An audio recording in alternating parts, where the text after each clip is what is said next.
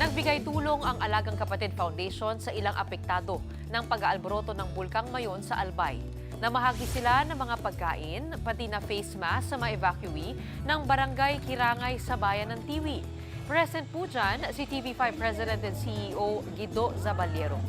Dumayo rin po tayo sa Anolig Evacuation Center sa bayan ng Kamalig at nagbigay rin ng relief goods sa mga Bicolanong nasa Buang Evacuation Center.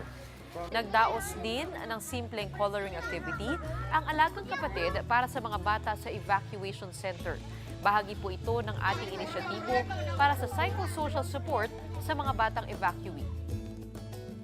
Mga kapatid, Cheryl Cosing po. Maging maalam at may pakialam sa mga napapanahong issue at headlines. Mag-follow at mag-subscribe na sa social media pages ng News 5.